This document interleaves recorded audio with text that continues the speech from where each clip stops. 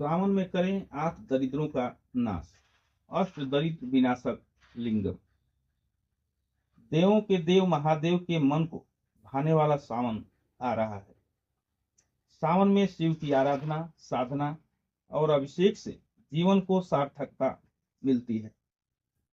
महादेव जल चढ़ाने और ओम का जाप से ही प्रसन्न हो जाते हैं।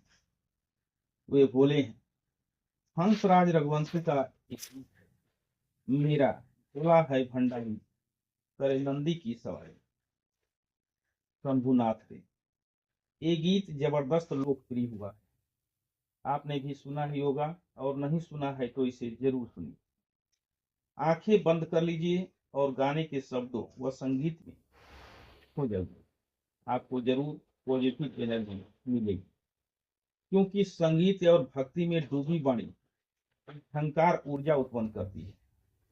ये पॉजिटिव एनर्जी आपको मोहित करती है। ऐसे ही भोले बाबा की भक्ति भी आपको पॉजिटिव एनर्जी से भर देती है।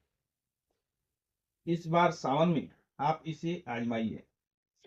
पूरे सावन रोजना सुबह स्नान आदि से निवृत्त होकर आप अपने मंदिर या पूजा कक्ष में बैठे। जरूरी नहीं कि रुद्री पाठ या लंबे चौड़े साधना अनुष्ठान किए जाए। आप आसन पर बैठकर किसी भी मंत्र का जाप करें। ओम नमः शिवाय या महामृत्युंजय मंत्र का जाप कीजिए। आंखें बंद। ध्यान पूजा कक्ष में शिवलिंग हो तो उस पर, अन्यथा शिव के चित्र पर रखें।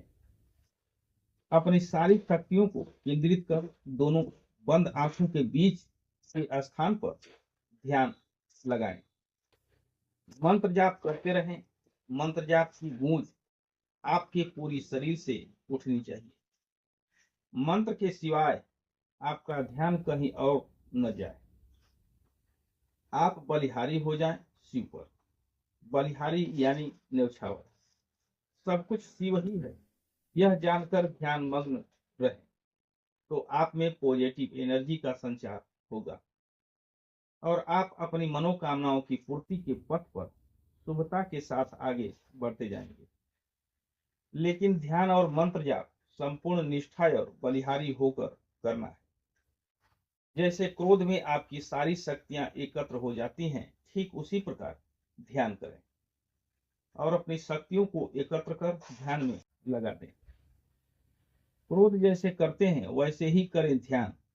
आपने देखा होगा कि जब आप क्रोध करते हैं तो आपकी सारी शक्तियां आकर क्रोध में एकत्र हो जाती हैं। जिस व्यक्ति से आप सामान्य स्थिति में पंगा लेने से डरते हैं, अगर क्रोध आ जाए तो आप उसे उठाकर पटक देंगे, क्योंकि क्रोध में आपकी सारी शक्तियां वहीं आकर केंद्रित हो गई और आपने जो काम करने की कल्पना नहीं कर सकते वो कर बैठते हैं। आप क्रोध में और कोई व्यक्ति आपको रोक रहा है तो आप न तो उसकी सुनेंगे न ही रुकेंगे। ठीक इसी प्रकार ध्यान के समय भी अपनी सारी शक्तियों को केंद्रित कर लें तो समझ लीजिए भोले भंडारी ने आपकी झोली खुशियों से भर दी।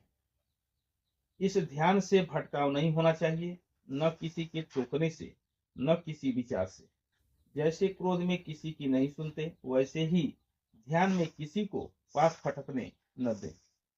और तब ध्यान से निकली पॉजिटिव एनर्जी आपके जीवन की दशा और दिशा दोनों बदल देगी।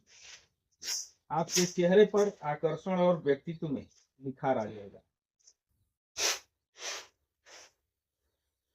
इसके साथ ही आपको सावन माह में एक और विशेष उपाय बता रहा हूं, जिससे आपके अष्ट दरिद्र का होगा नहीं।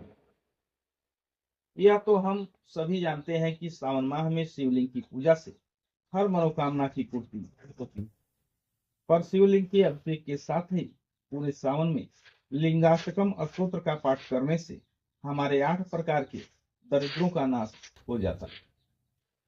शिवलिंगाष्टकम स्तोत्र में कहा गया है कि अष्ट दलों परिवेष्टित लिंगम सर्व समुद्र कारण लिंगम, अष्ट दरिद्र विनाशक लिंगम तत्प्रणाम सदा शिवलिंगम, यानी सभी समुद्रों के कारण और 8 दलों के परिपूर्ण शिवलिंग सभी 8 प्रकार के दरिद्रों का नाश करता है। 8 प्रकार के दरिद्र कौन से हैं? यह जानने से पहले जाने कि 8 प्रकार के ऐश्वर्य कौन से हैं। पहला आयु, दूसरा आरोग्य, तीसरा अभिवृद्धि यानी प्रोस्पेरिटी, चौथा पुत्र पौत्र, पांचवा धन धान यानी वेल्थ, विजय सफलता, शांति और कीर्ति। इन 8 ऐश्वर्य का अभाव ही अष्ट दरिद्र कहा गया है। सावन माह में आप अपने घर की पूजा कक्ष में प्राण प्रतिष्ठित अभिमंत्रित पारदेश्वर शिवलिंग की स्थापना करें। पूरे सावन में शिवलिंग पर दूध व जल से अभिषेक के साथ ही नियमित रूप से लिंगाष्टकम पाठ करें। यह पाठ बहुत ही सरल संस्कृत में है, 2-4 बार पढ़ने से ही कंठस्थ हो जाता है। लिंगाष्टकम का जाप आप धीमे नहीं बल्कि ऊंची आवाज में और लय के साथ करें। इससे सभी 8 प्रकार के दरिद्रों का नाश तो होता ही है, जीवन में सुख शांति व संतोष की प्राप्ति होती है। इतना ही नहीं, लिंगाष्टकम का नियमित पाठ करने से जन्म जन्म के दुखों का नाश होकर सभी संचित पाप भी नष्ट होकर सभी सुखों की प्राप्ति होगी। परिवार में प्रेम पूर्ण बना रहेगा और कामनाओं की पूर्ति के साथ परिवार में आध्यात्मिक व मांगलिक आयोजन होते रहेंगे। जय श्री